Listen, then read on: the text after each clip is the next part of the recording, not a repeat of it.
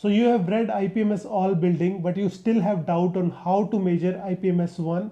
Let's clear those doubts in this video.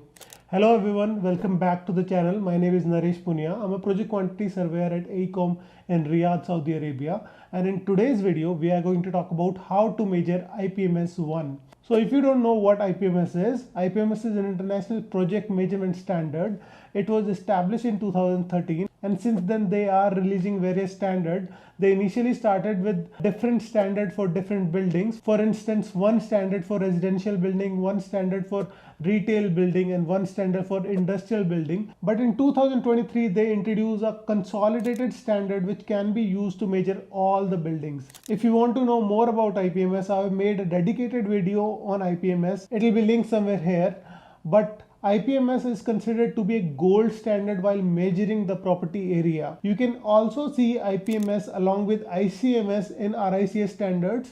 I'm not confusing you between IPMS and ICMS. ICMS is the International Cost Measurement Standard. Basically, ICMS is used to project your cost in terms of different components, and IPMS is used as a guideline to measure those areas.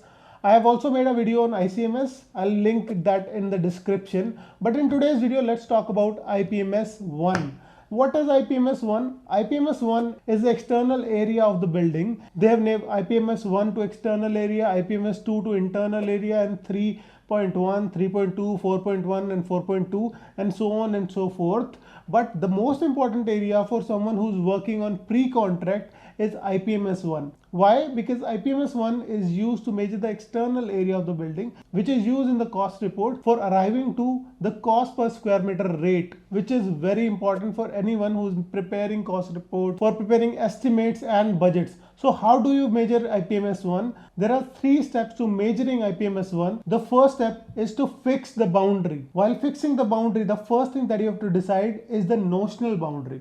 Now, what is a notional boundary? You must have seen in many buildings, the external wall is going in one line and the door is projecting inwards. It is not in the same line, it is slightly inside the building. Now the notional boundary can be in the same line despite of the door being slightly pushed inside. This is one part of a notional boundary. A notional boundary has to be decided between the stakeholders, or it should be given in the legal documents. The second thing that you have to decide is the external floor area. External area should necessarily have balustrade or any type of covering. So I'll put some pictures here for references. Now the third thing that you have to consider is the shelter area.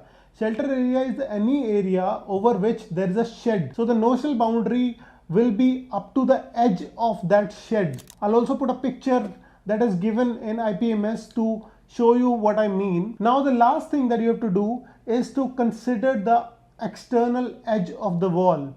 Now all of these things you have to do in an order. First you have to see if there is a notional boundary which is based on any wall which is pushed inside and agreed that the notional boundary will be like this. Then you have to identify if there are any sheltered areas. Then you have to identify the external walls, and then you will come up with a boundary. Once you finalize the boundary, then the next step starts.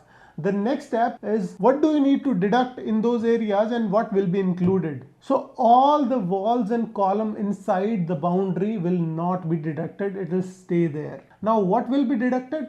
The voids in the atria and the stair openings. Now this is very confusing. Now if you see in the examples of the IPMS 1, the staircase is not deducted, but in one area where there is an atrium, the space between the staircase is deducted. Now what does this mean? If the staircase is in atria and it is open, then the opening will only be deducted and staircase will not be deducted. Only the atria area will be deducted, and that will only be deducted in the upper floor. On the ground floor or the level 0 as it says, the atria area will not be deducted there. Now the third thing is, once you have measured it, then how do you present that area? All the area that comes under external floor area, that comes under sheltered area, that come under external balustrade should be stated separately. I hope this video gives you a clarity on how to measure IPMS 1. I hope you liked the video. If you did, give it a thumbs up and please subscribe to the channel. I'll see you in the next video.